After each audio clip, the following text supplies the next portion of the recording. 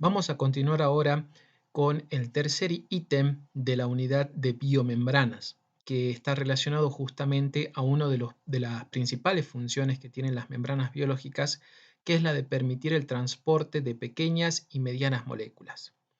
Vamos a decir que el transporte a través de las membranas biológicas es exclusivo de pequeñas y medianas moléculas porque son estas las que van a poder pasar a nivel de la bicapa fosfolipídica o a nivel de proteínas. Mientras que si pensamos, por ejemplo, en grandes moléculas, en macromoléculas, las mismas van a ser incorporadas o eliminadas de la célula debido a que van a ser envueltas en porciones de membrana y van a ser así incorporadas o volcadas hacia el exterior. Pero eso ya forma parte de lo que es en procesos de endocitosis y de fagocitosis que los vamos a desarrollar en otra unidad, ¿sí? Ahora nos vamos a centrar específicamente en moléculas pequeñas y medianas, que son las que precisamente van a atravesar las biomembranas. Bien, comencemos justamente destacando la importancia de los procesos de transporte a través de las biomembranas. Por un lado, el transporte de sustancias va a permitir que se regule el volumen celular y que por otro lado también se regulen los niveles de pH, ya sea tanto a nivel de la propia célula como así también en los niveles de pH en algunos tipos de organelos concretos. Todo eso, o sea, tanto la regulación del volumen como así también la regulación del pH, dependen en realidad de justamente la composición iónica que vaya a tener la célula, ya sea tanto en el citoplasma, en el citosol, como así también en el interior de algunas eh, organelas concretas. ¿Por qué? Porque si nosotros estamos pensando en que las biomembranas van a poder permitir el paso de iones, sabemos que eso va a tener en consecuencia un movimiento o va a acarrear el movimiento de agua. Con eso vamos a regular el volumen. Y por ejemplo, si pensamos en el paso de determinados tipos de iones, como pueden ser por ejemplo los protones, son estos los que van a permitir, por ejemplo, la acidificación del medio, por ejemplo, en el interior de los lisosomas, ¿sí? Entonces, la composición iónica, si yo regulo la composición iónica, es decir, si puedo mover iones hacia un lado o hacia otro lado de la membrana, voy a poder regular en consecuencia el volumen de agua y voy a poder regular en consecuencia el pH.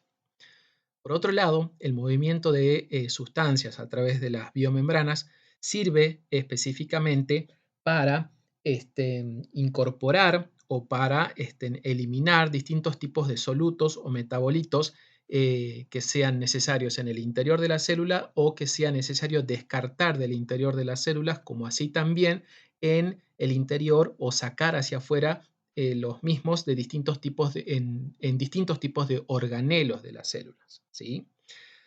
En igual sentido, el transporte es fundamental para la eliminación de moléculas que pueden ser potencialmente tóxicas para las células. Y en último caso, es una función muy importante del transporte el hecho de poder generar gradientes iónicos que son especialmente importantes en las membranas excitables, como las que podemos encontrar, por ejemplo, en células musculares o en células nerviosas. Esas membranas excitables dependen justamente de que se generen gradientes iónicos para que puedan funcionar. Por ejemplo, en el caso de las células musculares, para que se pueda generar la contracción muscular, y en el caso de las células nerviosas, neuronas, por ejemplo, para que se pueda realizar la propagación del impulso nervioso.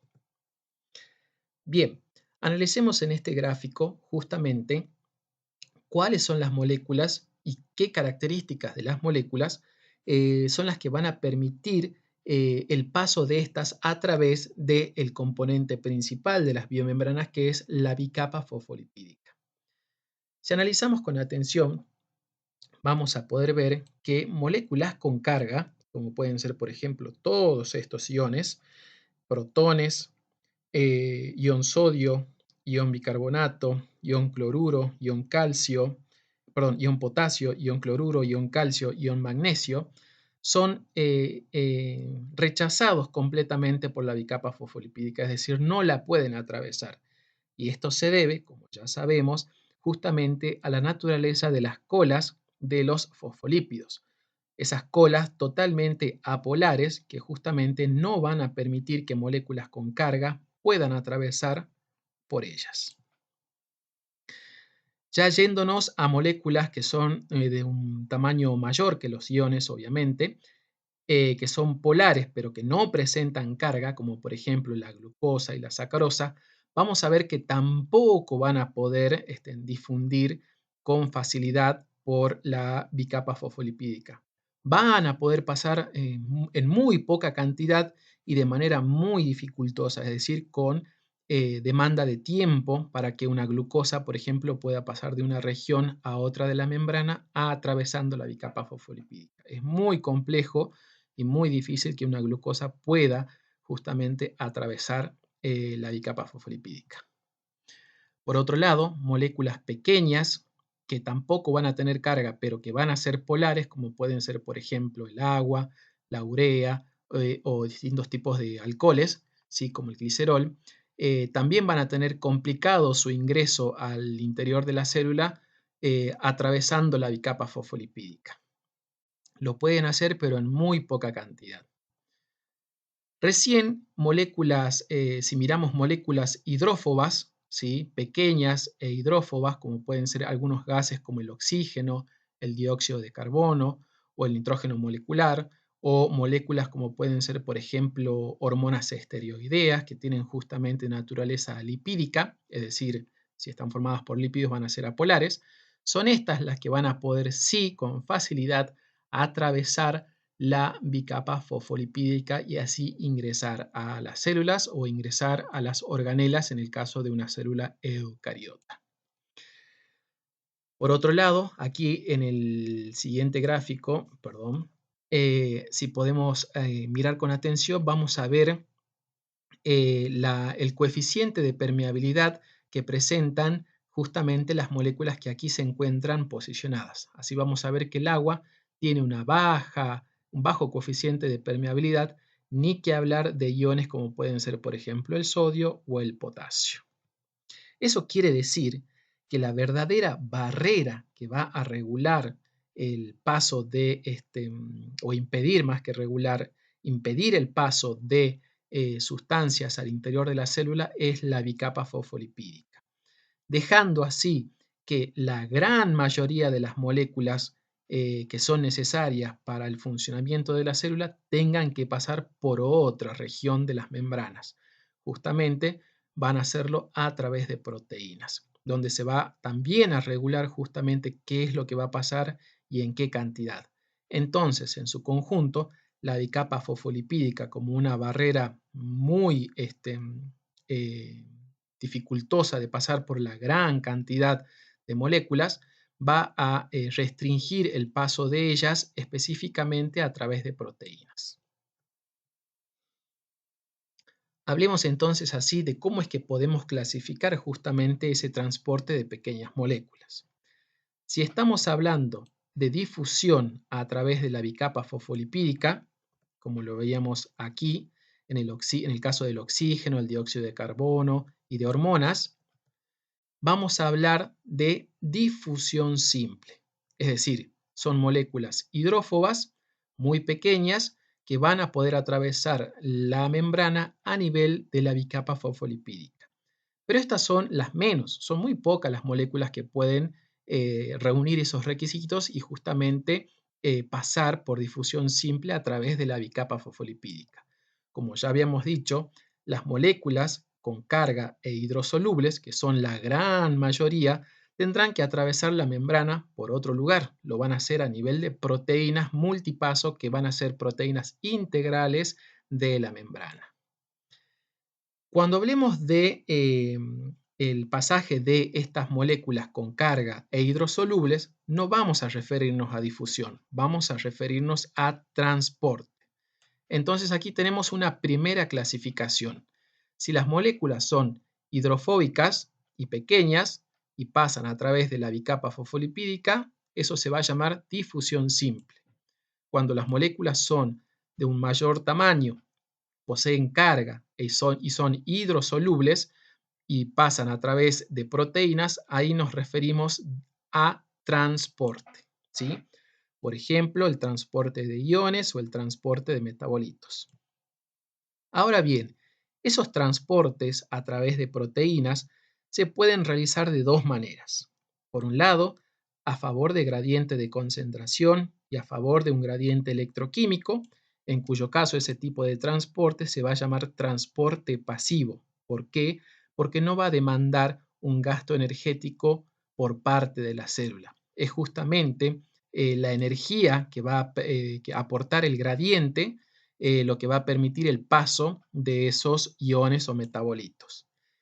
El transporte pasivo, vamos a ver que se va a realizar por, se va a realizar por proteínas canal, como por ejemplo pueden ser porinas, o se va a realizar por proteínas transportadoras. En el escenario contrario, cuando el transporte de esos iones y metabolitos se realice en contra de un gradiente de concentración o en contra de un gradiente electroquímico, vamos a referirnos a ello como un transporte activo. ¿Por qué? Porque ahí sí va a demandar ese tipo de transporte un gasto de energía por parte de la célula. Y se va a realizar por medio de bombas iónicas, transportadoras ABC y cotransportadores. Ya vamos a ver ejemplos concretos de cada uno de estos tipos de proteínas. Analicemos aquí en este gráfico entonces, gráfico resumen, los tipos de transporte. Tenemos el pasaje de pequeñas moléculas que son apolares, ¿sí? Van a difundir a través directamente y sin carga, van a difundir a través de la bicapa fosfolipídica. Difusión simple. Versus moléculas de tamaño mediano, que pueden ser polares y con carga, ya no van a poder atravesar a nivel de la bicapa fosfolipídica y tendrán que atravesar la membrana a nivel de proteínas integrales, que pueden ser canales, pueden ser proteínas transportadoras y dependiendo de si lo realizan a favor de gradiente, ahí hablaremos de transporte pasivo, o si lo realizan en contra del gradiente, vamos a hablar de transporte activo con gasto de energía metabólica por parte de la célula. Casi siempre gasto de energía metabólica. En el esquema de abajo tenemos ilustrado lo referido al gradiente, el gradiente electroquímico, ¿sí? Hablamos de gradiente de concentración cuando nos referimos a la cantidad del mismo soluto que vamos a encontrar hacia un lado y hacia el otro de la membrana. Y nos referimos a gradiente electroquímico cuando nos referimos a el tipo de carga que vamos a encontrar hacia un lado y el otro de la membrana. Por ejemplo, aquí tenemos la presencia de estos iones en un gradiente electroquímico sin potencial de membrana, ¿sí?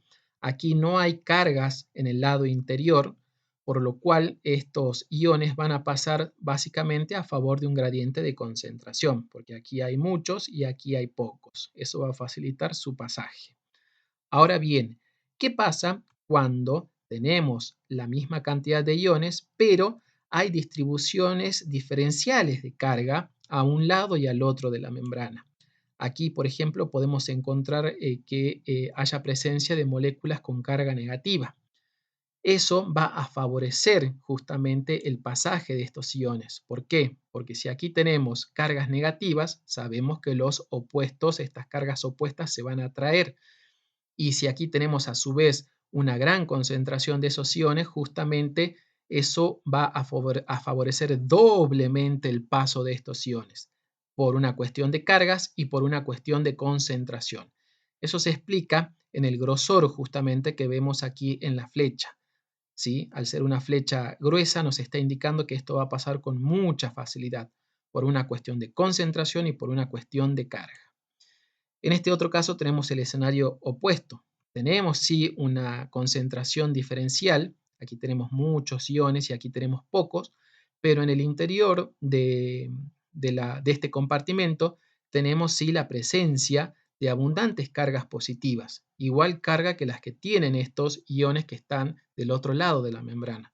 Entonces eso va a dificultar el paso de esos iones de un lado a otro. Por eso es que el grosor o el ancho de la flecha es mucho más reducido.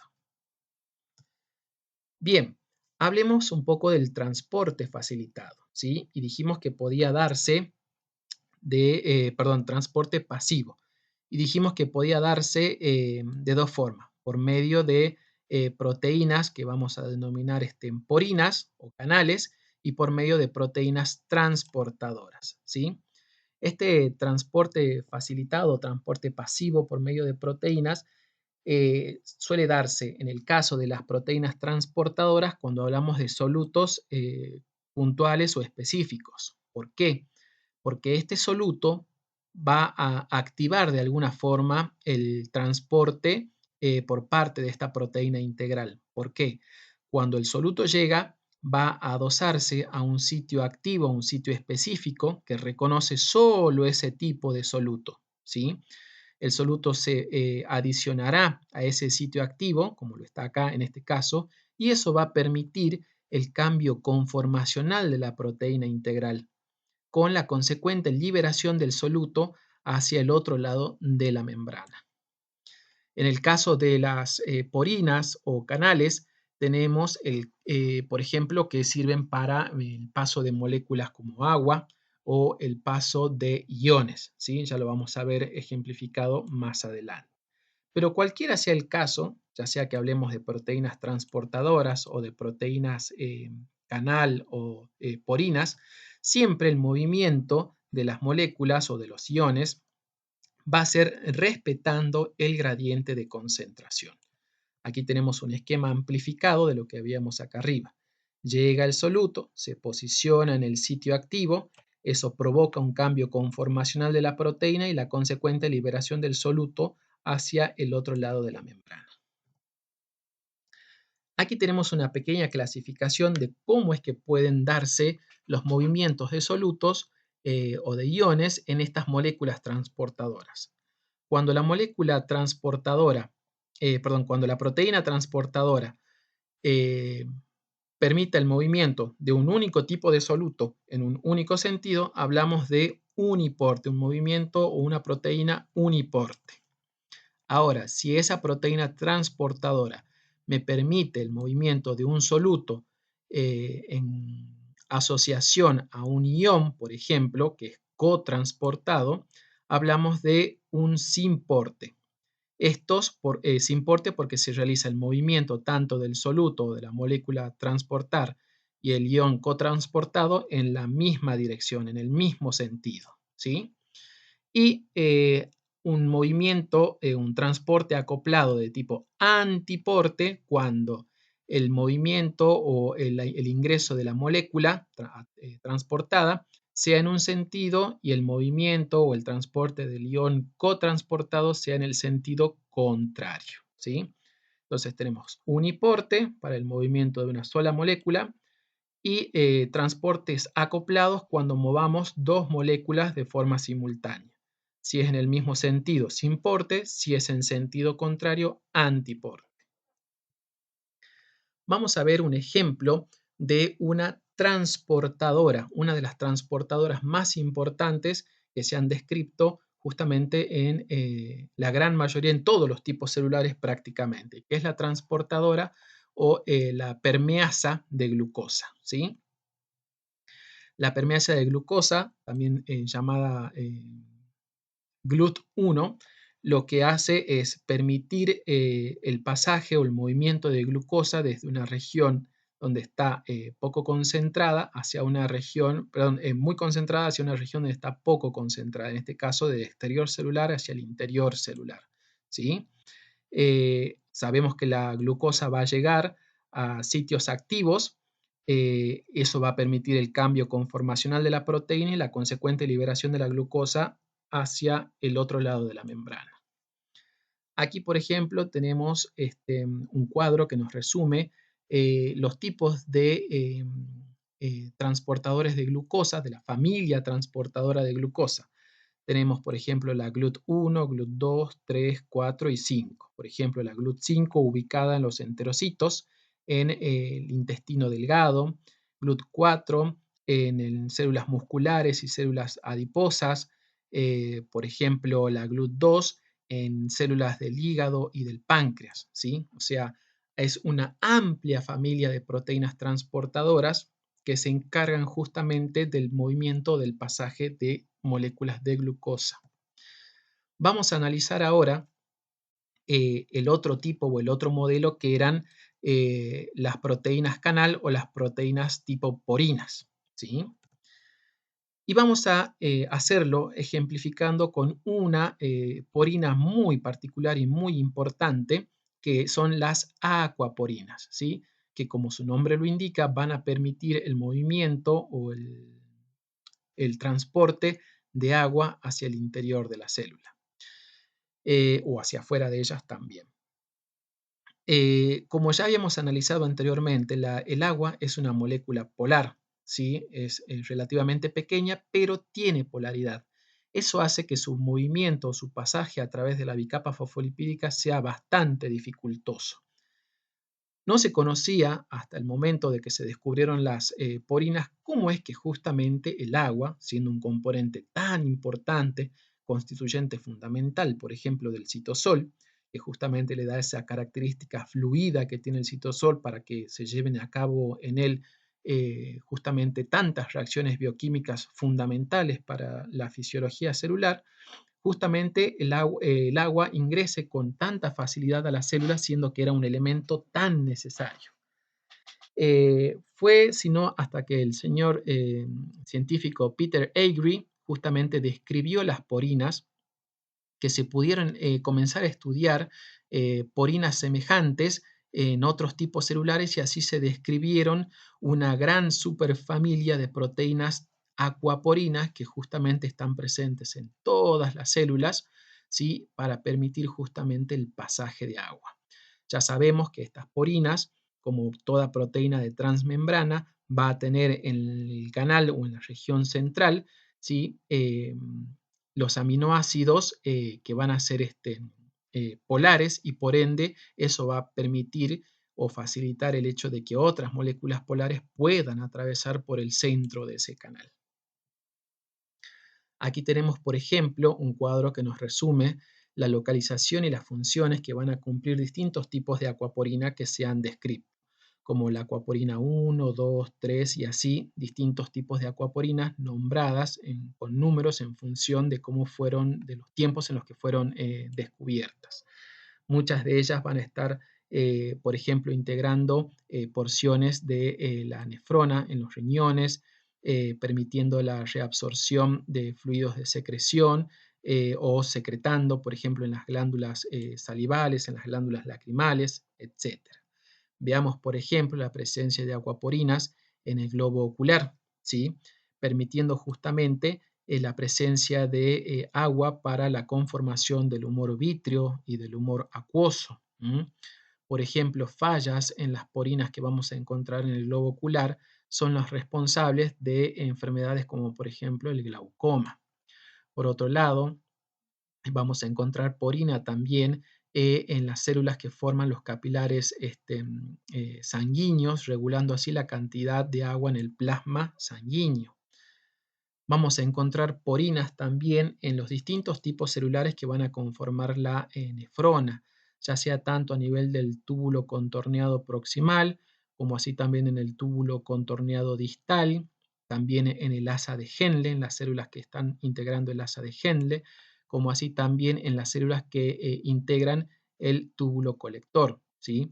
Estas porinas lo que van a participar básicamente es en la reabsorción de agua y la consecuente formación de orina aquí a nivel del túbulo colector. Vamos a encontrar aquaporinas también en, por ejemplo, en el interior de los alveolos pulmonares, ¿sí? Donde van a cumplir una función muy importante ya que van a funcionar manteniendo la humedad a nivel de la superficie del alveolo, para de esa manera favorecer la hematosis, que es el intercambio de gases entre los neumocitos y los glóbulos rojos en los capilares. Bien, sigamos hablando de otros tipos de proteínas canal, ¿sí? Concretamente, vamos a hablar ahora de los canales iónicos. Son proteínas de transmembrana que, como su nombre lo indican, van a permitir exclusivamente el movimiento hacia un lado y hacia el otro de la membrana de iones. Y tenemos distintos tipos de canales iónicos y distintas formas en las que estos van a trabajar. Los canales iónicos pueden estar cerrados y pueden estar abiertos, permitiendo así justamente el pasaje o la salida o la entrada de los iones que van a permitir o para los que van a trabajar específicamente. Por ejemplo, tenemos canales iónicos que van a estar regulados por voltaje. Esos son los típicos canales que vamos a encontrar en algunas neuronas. Tenemos también canales regulados por ligando, es decir, el canal va a estar cerrado y cuando llegue un ligando y se acople al sitio específico o sitio activo del canal, este se va a abrir y va a permitir el paso de iones. Esos ligandos pueden ser tanto extracelulares como intracelulares. En este caso también a la llegada del ligando, el canal se abrirá y permitirá el paso de iones. Y tenemos también canales iónicos regulados mecánicamente.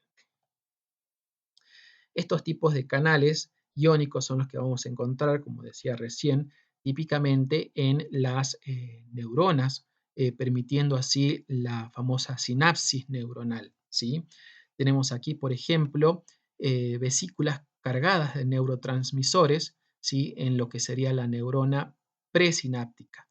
Esas vesículas se van a fusionar con la membrana de la neurona presináptica y van a ser liberados en el espacio de la brecha sináptica y van a llegar rápidamente a los sitios activos aquí en los canales iónicos que están localizados en la membrana de la neurona postsináptica. Cuando esos ligandos específicos lleguen ahí, esos canales se abrirán y permitirán el ingreso de iones que van a desencadenar justamente el proceso de despolarización de la membrana y la consecuente propagación del impulso nervioso en la neurona justamente postsináptica.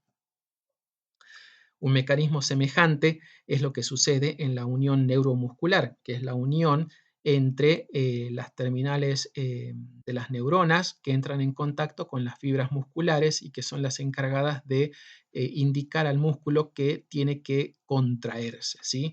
También va a estar regulado por el accionar de múltiples canales iónicos en esa unión neuromuscular, ¿sí? Aquí tenemos un esquema de la unión neuromuscular en reposo, es decir, antes de que la vesícula con neurotransmisores se fusione a la membrana y se libere justamente la acetilcolina, que es el mensajero, ¿sí?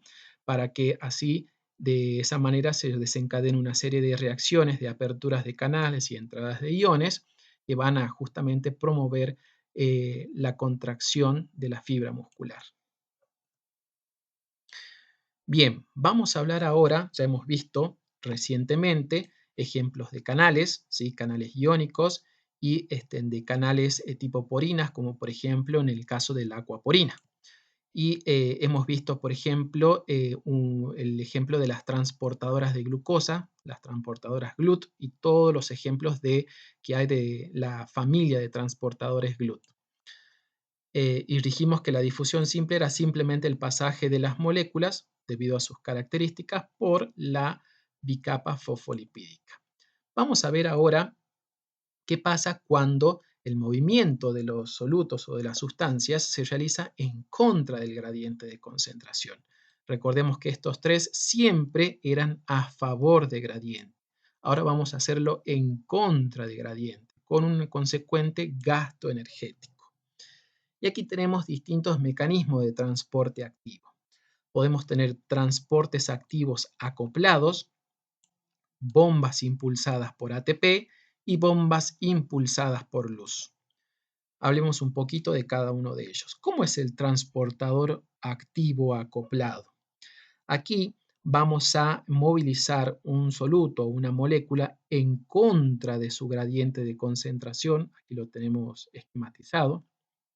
Va desde la zona de donde hay menor concentración hacia donde hay mayor concentración. ¿Y cómo se realiza eso? ¿Cómo es posible?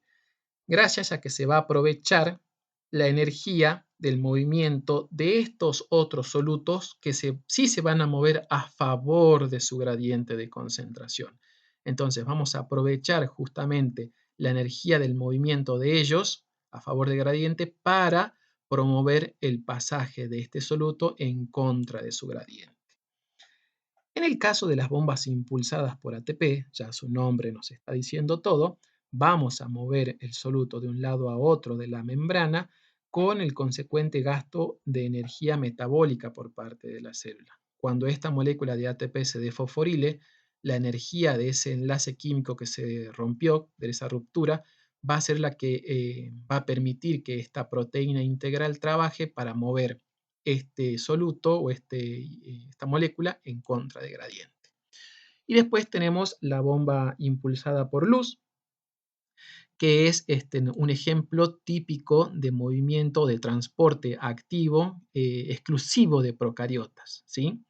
En este caso la energía va a ser de tipo lumínica, va a afectar a la proteína y esta va a poder justamente a raíz de ello movilizar la molécula en contra del gradiente. Pero nosotros nos vamos a centrar en estas dos, ¿sí? Veamos entonces aquí un ejemplo, uno de los más importantes, que es la simportadora sodio-glucosa, ¿sí?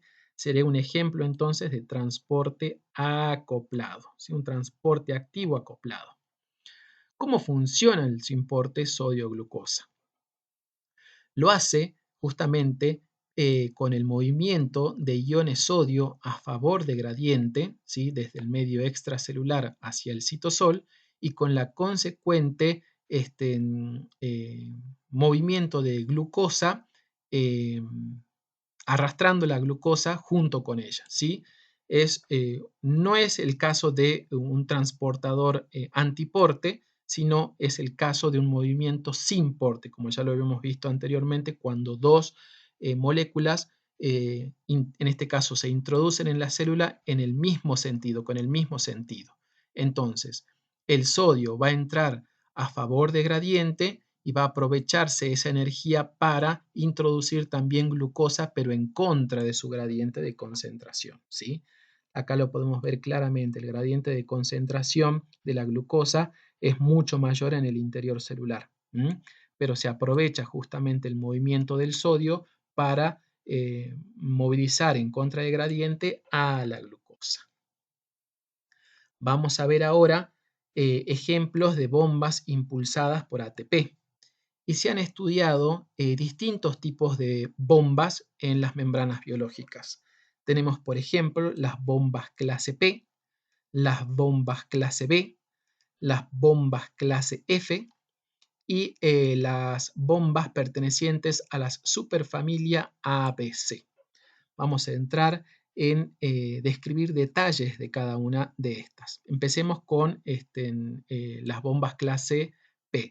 Pero antes de ello, vamos a analizar justamente cuál es el trabajo que van a realizar las bombas. Las bombas van a trabajar gastando energía para promover un desbalance, por decirlo de alguna manera, en las concentraciones de distintos iones en un lado y a otro lado de la membrana, concretamente en el lado intracelular y en el lado extracelular. Por ejemplo, si analizamos aquí en una neurona, vamos a encontrar que el ion potasio está en una alta concentración respecto al medio extracelular. Mientras que, por ejemplo, el ion sodio es al revés, se encuentra en una baja concentración en el interior de la célula respecto a la concentración que vamos a encontrar hacia afuera de la célula. Si las bombas no estuvieran trabajando, por un principio físico, obviamente, estos iones tenderían a balancearse, habría la misma cantidad afuera que adentro. Pero es justamente debido al trabajo de las bombas, con el consecuente gasto energético que ello acarrea, que se va a producir este desbalance en las concentraciones de iones. Y ya vamos a ver por qué eso es importante y por qué la célula gasta energía para mantener esos desbalances. Empecemos con las bombas clase P, ¿sí? Que las vamos a encontrar, por ejemplo, en la membrana plasmática de plantas, hongos y bacterias, donde van a funcionar básicamente bombeando protones. También las vamos a encontrar en la membrana plasmática de los eucariotas, por ejemplo, integrando la famosa bomba sodio-potasio. También las vamos a encontrar en la membrana apical de enterocitos, perdón, de células especiales en el estómago, formando bombas protón-potasio.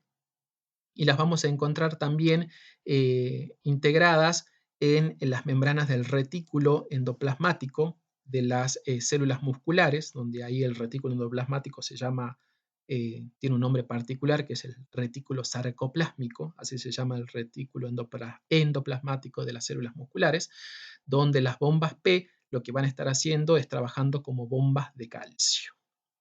Bien, vamos a ver el ejemplo de la bomba sodio-potasio, que es una de las bombas más estudiadas y más importantes para las células, ¿sí? ¿Por qué? Porque estas bombas, miren este dato que es sumamente importante, van a consumir el 25% del ATP sintetizado por la célula para mantener ese desbalance de sodio y de potasio a un lado y al otro lado de la membrana. Ustedes dirán, 25% del ATP sintetizado por las células se usa para hacer trabajar esta bomba. Miren si no será importante que se lleva justamente un consumo muy grande de energía. Ese consumo de energía se va a utilizar entonces para bombear en contra del gradiente de concentración al ion sodio.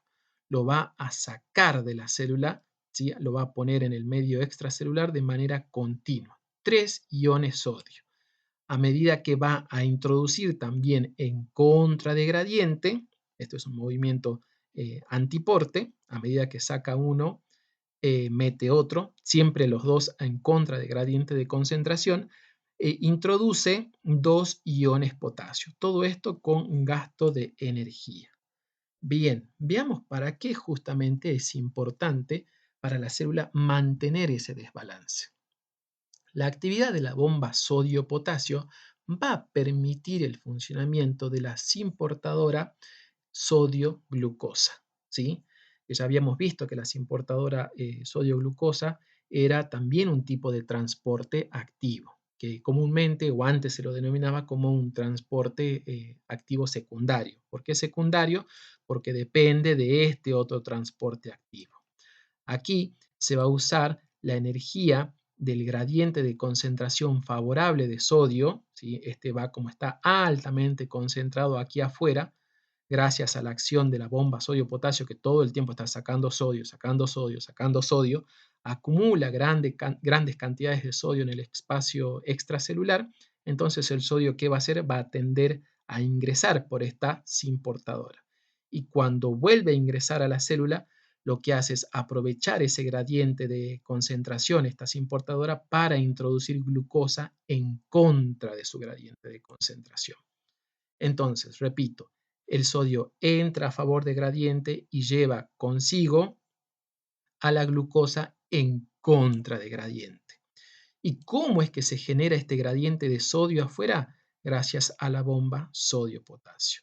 Entonces, es provechoso gastar energía para bombear sodio afuera si eso va a implicar que yo voy a poder incorporar grandes cantidades de glucosa que después entrará en la vía de la glucólisis y después en la respiración celular para producir a su vez mucha mayor cantidad de ATP por molécula de glucosa que se respira. Eso ya lo vamos a ver más en detalle en la unidad de producción de energía. Bien, veamos ahora, entonces, aquí estamos viendo en este ejemplo justamente cómo es que trabajan de manera conjunta una transportadora, un transportador acoplado, un transporte activo y una bomba impulsada por ATP.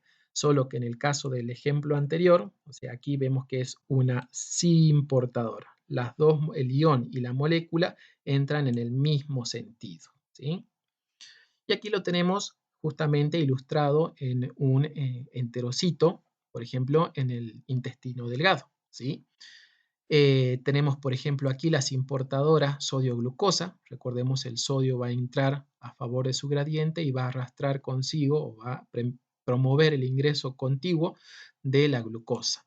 Y aquí tenemos la bomba sodio-potasio en la región basal de la célula, sacando sodio continuamente al medio extracelular. El hecho de que saque sodio todo el tiempo va a hacer que aquí en el interior de la célula haya muy poco sodio. Eso va a permitir justamente que aquí en el medio extracelular el sodio entre a favor de gradiente, porque como aquí no va a haber nada, se genera una diferencia de gradiente, ¿sí? Aquí hay muy poco sodio porque todo el tiempo la bomba de sodio-potasio está sacando sodio en esta otra región de la célula.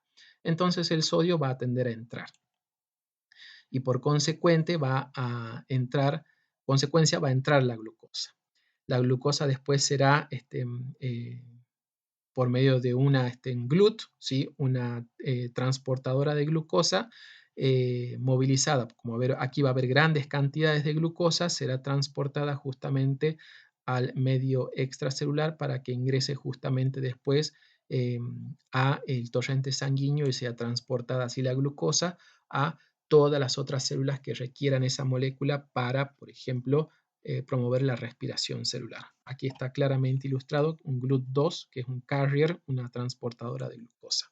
Esto es transporte pasivo, transporte activo secundario o transporte activo acoplado, ¿sí?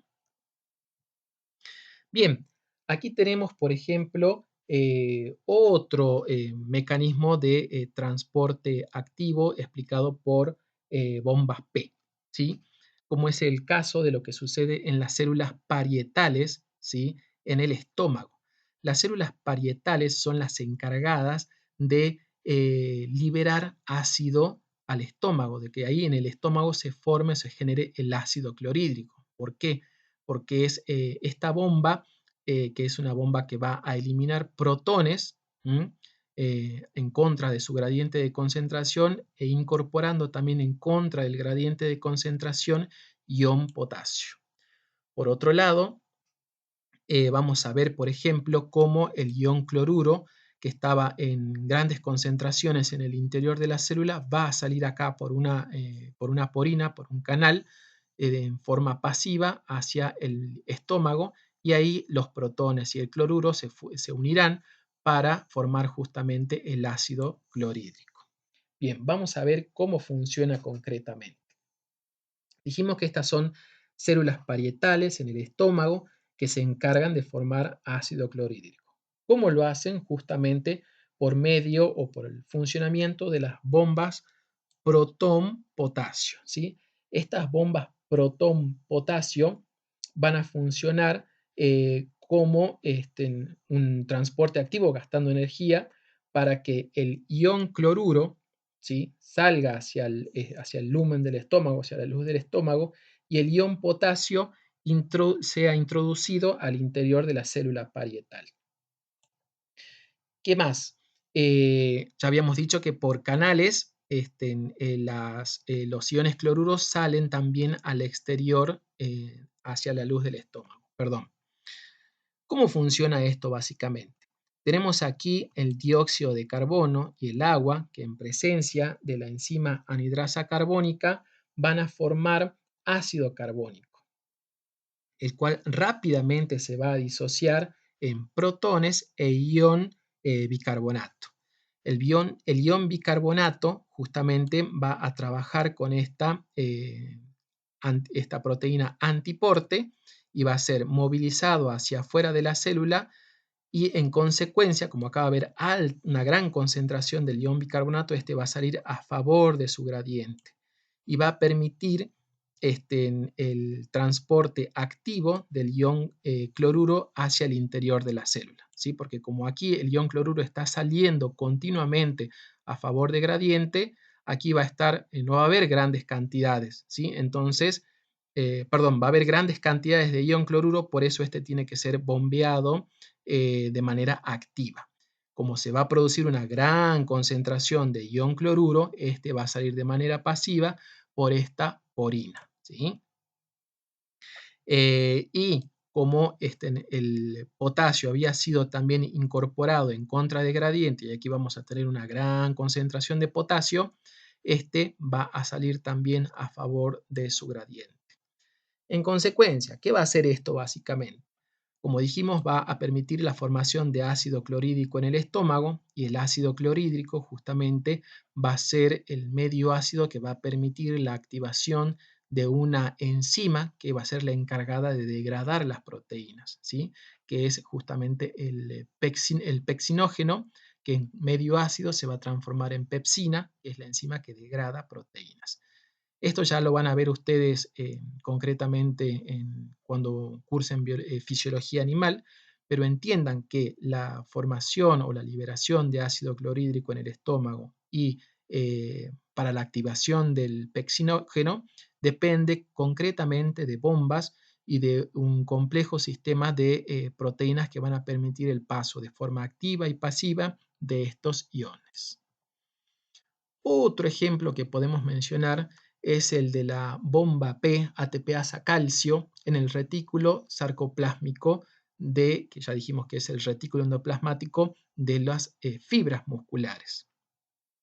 El calcio se va a encontrar en muy baja concentración en el citosol de las fibras musculares y va a encontrarse en grandes cantidades en el interior del retículo endoplasmático, y va a ser liberado justamente este ion para que se pueda producir la contracción muscular. Si el ion calcio estuviera de forma continua en el citoplasma, la contracción muscular sería permanente y nuestros músculos no están continuamente contraídos, ¿sí? Cuando la señal de contracción desaparece, el ion calcio tiene que ser bombeado nuevamente al interior del retículo sarcoplásmico para ser ahí almacenado. Pero como va a haber tanta cantidad de ion calcio en el interior de este, tiene que ser bombeado justamente en contra de un gradiente de concentración, y es justamente esta ATPasa calcio, bomba calcio, la que va a permitir por gasto energético la acumulación del calcio en el interior del retículo sarcoplásmico cuando ya la señal de contracción muscular se haya acabado y el músculo tenga que relajarse. Vamos a ver ahora el ejemplo de las bombas B, que son bombas protónicas, y las vamos a encontrar, por ejemplo, en las membranas de vacuolas en plantas y en las membranas de los lisosomas también en esos organelos, ¿sí? Por ejemplo, veamos a las bombas B actuar, a las bombas B actuar en las vacuolas. Aquí vamos a tener, por ejemplo, la bomba B insertada en la membrana de la vacuola y que usando ATP va a permitir el bombeo de protones, y así de esa manera se va a acidificar el lumen de la vacuola, ¿sí? Vamos a tener que el pH en el interior de la vacuola va a ser variable entre 3 y 6, o sea, un pH ácido.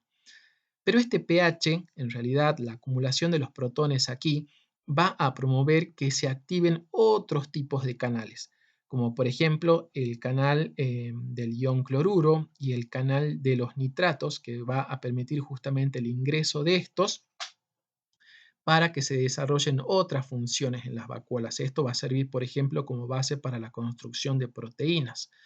Pero el pH también va a, o sea, la gran concentración de protones aquí en el lumen de la vacuola va a activar este otro tipo de canales que van a permitir, por ejemplo, el ingreso de calcio, el ingreso de sodio, o el ingreso de la sacarosa en movimientos antiportes, ¿sí? Esto es un movimiento también activo. Vamos a mover el protón a favor de su gradiente, Aquí va a haber una alta concentración y estos van a tender a salir, y cuando estos salgan se va a usar esa energía para introducir sacarosa, para introducir ion calcio, para introducir ion sodio, ¿sí?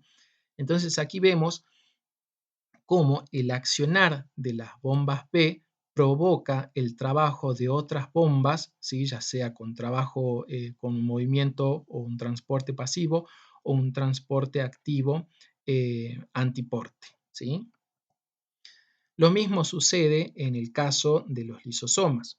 Vamos a tener la presencia de las bombas B bombeando continuamente protones hacia el interior de los lisosomas para que así el medio ácido, el pH ácido que está en el interior del lisosoma, permita la activación de todas las hidrolasas que vamos a encontrar justamente dentro de estas organelas.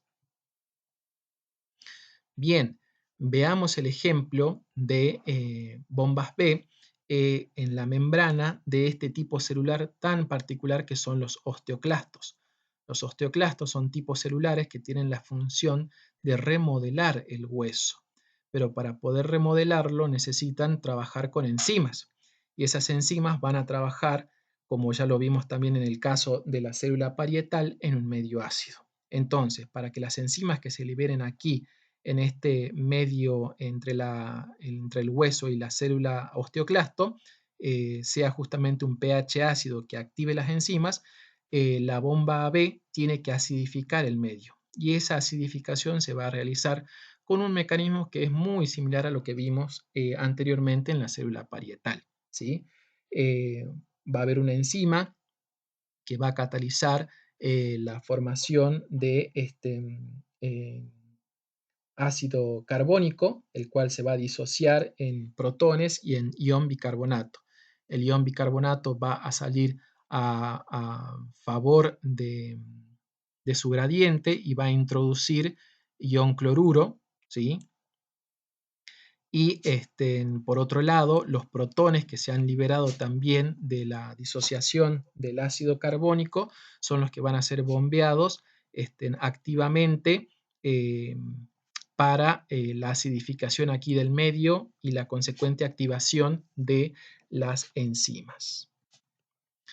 Vamos a ver ahora a las bombas clase F, que son también bombas protónicas, que las vamos a encontrar, por ejemplo, formando parte de las membranas plasmáticas de bacterias, y las vamos a encontrar también presentes en la membrana interna de las mitocondrias y en las membranas de los tilacoides en los cloroplastos. Estas son las bombas que van a permitir justamente la síntesis de ATP por parte de las mitocondrias y por parte de en las membranas tilacoidales también van a sintetizar ATP en la fase fotodependiente de la fotosíntesis. Pero estas bombas clase F, tienen una particularidad, que pueden funcionar en ambos sentidos, es decir, pueden utilizar eh, el pasaje de protones para así utilizar ADP y fósforo inorgánico para sintetizar ATP, o pueden utilizar ATP, o sea, usar gasto metabólico en forma de ATP para mover protones en contra de su gradiente, ¿sí? Cuando los protones vienen a favor de gradiente, esa energía se utiliza para unir el ADP y el fósforo inorgánico y generar ATP. Eso es lo que sucede en las mitocondrias y en los cloroplastos. Ahora bien, en las bacterias, por ejemplo, que necesitan acidificar el medio para degradar justamente las sustancias nutritivas a su alrededor, utilizan ATP para bombear protones al medio extracelular y así acidificarlo, ¿sí? Entonces es una proteína que trabaja en ambos sentidos. Por último, vamos a hablar un poco de la superfamilia de bombas ABC, ¿sí? Que son complejos proteicos que se han encontrado en la membrana plasmática de bacterias para el movimiento de grandes moléculas como pueden ser péptidos, azúcares, aminoácidos. Y en el caso de las membranas plasmáticas de animales, se han encontrado que cumplen funciones de transportar, por ejemplo, fosfolípidos. Y aquí está lo que habíamos visto en ítems anteriores de esta unidad cuando hablábamos del movimiento de flip-flop, que es decir, la translocación de un fosfolípido que está, por ejemplo, en la monocapa externa hacia la monocapa interna. ¿Mm? Ese movimiento de flip-flop dijimos que era complejo. ¿Por qué? Porque la cabeza polar tenía que atravesar justamente la región no polar de las colas de los fosfolípidos. Y habíamos dicho que eso se realizaba de manera lenta y que necesitaba un gran gasto de energía. Pues ese gasto de energía justamente lo hacen estas proteínas A de la familia ABC, que en ese caso van a estar trabajando como flipasas, como una enzima que justamente va a permitir el movimiento o el intercambio de esos fosfolípidos. También se ha estudiado que estas proteínas ABC participan en el movimiento de drogas, el movimiento de moléculas como colesterol, entre otras, ¿sí? Por ejemplo, aquí tenemos la estructura de cómo estarían integradas estos complejos ABC. Son proteínas multipasos de transmembrana, dos grupos concretamente que están vinculados internamente con proteínas periféricas. Y aquí tenemos el esquema de cómo es que trabajan estas ABC como flipasas para permitir justamente el intercambio de fosfolípido entre una monocapa y la otra. Y aquí tenemos, por ejemplo, las ABC que son responsables cuando están mutadas de enfermedades como por ejemplo la fibrosis quística o de la resistencia a la permanencia de drogas en el interior celular. Se ha visto que las bombas ABC pueden promover la salida de drogas fuera de la célula, bombean drogas fuera de la célula, por ejemplo, drogas que se utilizaban para contrarrestar efectos cancerígenos o cánceres, digamos, las bombas sacaban esas drogas fuera de la célula. O, por ejemplo, una falla en las bombas ABC puede significar el desencadenamiento de una enfermedad como la fibrosis quística. Acá tenemos un cuadro en donde vemos la localización y la función que tenemos de distintos tipos de bombas ABC distribuidos en distintos tipos celulares y las enfermedades que pueden estar asociadas a ellas cuando las mismas se encuentran afectadas. Aquí tenemos simplemente el esquema molecular de lo que sería justamente la ABC responsable de la resistencia a los fármacos en células tumorales, ¿sí? Estas bombas ABC eliminaban las drogas que atacarían justamente a esas células tumorales. Y aquí nuevamente la estructura de una ABC en la membrana. Ustedes verán que son proteínas altamente complejas, son conjuntos de proteínas complejas. Y aquí tenemos un pequeño esquema de lo que sería el fallo en esta ABC que está inserta en la membrana y que permitía, por ejemplo, en el caso de las vías respiratorias, la eliminación de ion cloruro al lumen de las vías respiratorias, con la consecuente, claro, si se mueve el ion cloruro, si hay un consecuente movimiento de agua y de ion sodio, que lo que va a hacer es facilitar un mucus fluido, ¿sí?, en las vías respiratorias. Cuando esa ABC falla, no se puede movilizar el cloruro hacia la luz del conducto respiratorio, por ende no hay movimiento ni de agua ni de sodio y lo que se produce es la formación de un mucus espeso y denso que va a permitir la proliferación de bacterias y finalmente que se oblitere completamente el conducto respiratorio con ese mucus espeso y la persona no pueda respirar. Vamos a hablar de algunos ejemplos concretos del movimiento o el trabajo de bombas en el caso de las plantas y vamos a ver así cómo, por ejemplo, existe un balance entre el trabajo de bombas que en las plantas van a generar gradientes y van a activar canales para movilizar distintos tipos de compuestos entre distintas regiones de la célula, de la planta, perdón. Así, por ejemplo, en células de la raíz se van a activar bombas que van a permitir, con gasto energético, van a permitir el consecuente ingreso de nutrientes que van a ser utilizados, por ejemplo, en otros tipos celulares, como los que podemos encontrar en las hojas, que a su vez eso va a permitir el trabajo de estas células para realizar fotosíntesis y así movilizar esos fotoasimilados también por trabajos de bombas, luego que viajarán por el floema hasta localizarse en otras estructuras como pueden ser frutos y semillas, ¿sí? Entonces, aquí vemos que la planta en su conjunto se va a transformar, perdón, se va a comportar como un continuo, ¿sí? Gracias a los conductos del xilema y del floema, en movimiento y en pasaje de sustancias entre distintos sectores gracias al trabajo de las bombas. Distintas bombas van a trabajar y en consecuencia van a permitir el movimiento no solo de los protones, que son los que van a ser bombeados con gasto de energía, sino van a permitir el consecuente movimiento por cotransporte de otras sustancias que sí van a ser requeridas y utilizadas en las distintas regiones de la planta, hasta finalmente, como dijimos, poder acumular nutrientes en órganos como frutos y semillas. Nuevamente aquí también vemos la participación conjunta de canales y de acuaporinas, por ejemplo, en las células que forman parte de los estomas, ¿sí?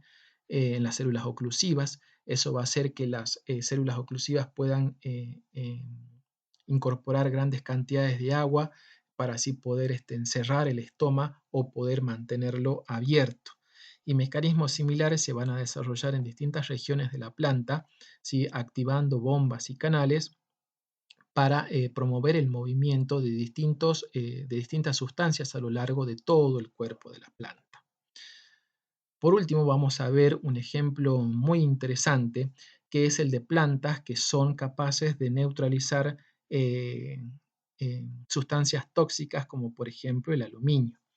Aquí tenemos un esquema de una célula de raíz de una planta que ante la presencia de aluminio, que es altamente tóxico para los organismos vivos, el aluminio va a trabajar como una molécula señal que va a permitir la expresión de genes para que se sintetice una enzima que va a ser capaz de escindir la molécula del ácido cítrico, ¿sí? En ese sentido, vamos a, por acción de esa enzima, obtener anión citrato y protones.